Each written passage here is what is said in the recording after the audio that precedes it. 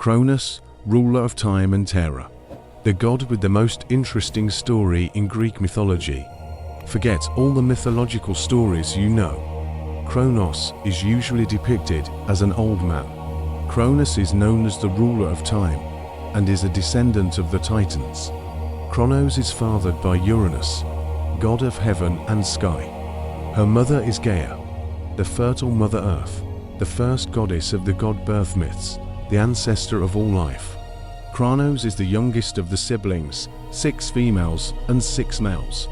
Uranus is disgusted by the children born after Kronos, children who have cyclopes, one-eyed giants, and hecatoncheires, giants with hundreds of hands. As soon as these children are born, Uranus sends them back to the earth, back to their mother's womb. Gaia suffers a lot in this situation, and also feels very sorry for her children. Gaia can't take it anymore and decides to make a plan. Gaia told her children about her plan, but they were afraid to stand up to their powerful father. Only Cronus volunteered to help his mother.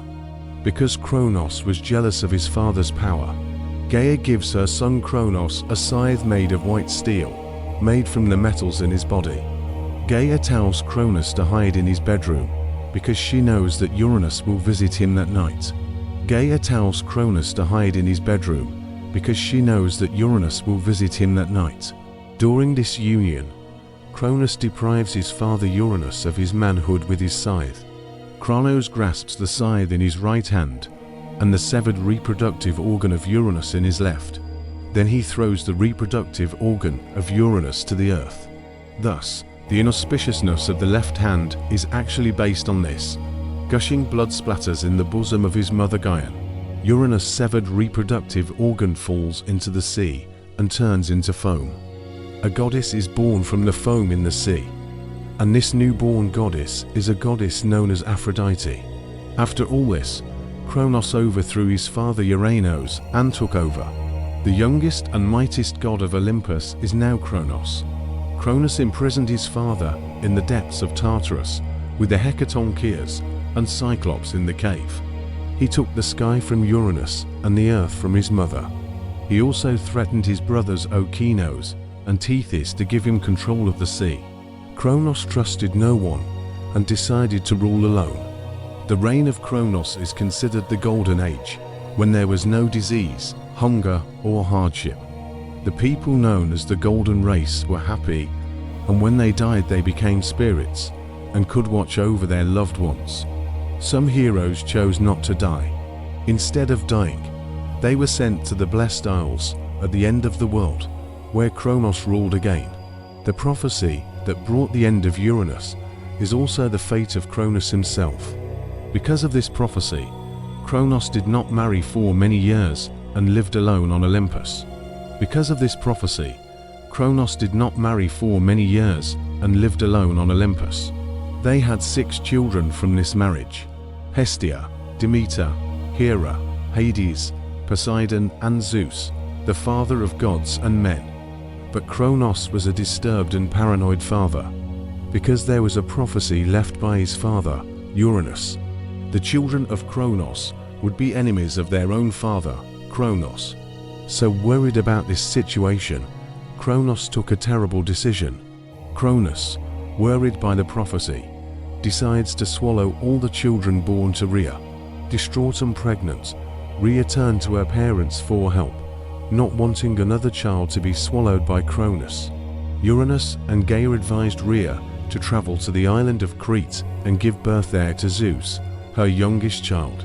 She gives birth to Zeus in a cave on the island. Gaia also goes in search of a special stone and finds it.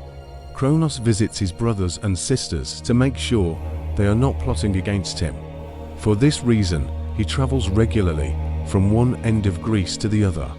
When Cronus returns home, Rhea pretends to give birth and delivers this newborn baby to Cronus.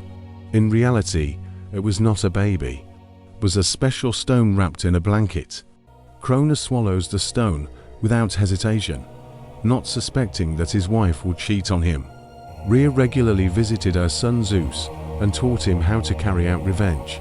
Rhea commissioned her friend Metis, daughter of Okeanos and Tethys, to help Zeus prepare for his mission to depose Cronus. Metis makes a mixture of copper sulfate, poppy juice, and the manna syrup she gave to Zeus. Zeus enters Olympus as his father's servant and gains his trust. Then his father gives Cronus a drink made by Metis that makes him vomit. Cronus vomits up all the children he swallowed. And immediately afterwards, Cronus faints. These children are Zeus' siblings Hestia, Demeter, Hera, Hades, and Poseidon. Zeus tried to cut Cronus' head off with the sickle of Cronus, but he was not strong enough to use it. His brothers thank Zeus for freeing them and swear their loyalty to him. Zeus then declares war on Cronus with his brothers.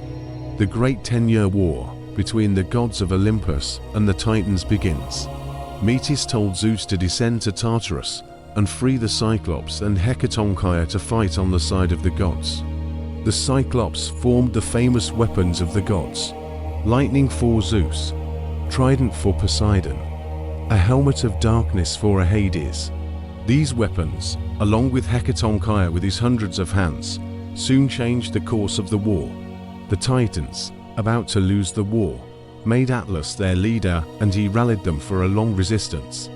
But still the Titans and Cronus lose the war, and Zeus, Poseidon, and Hades prevail. The Titans are sent to Tartarus as punishment by Zeus.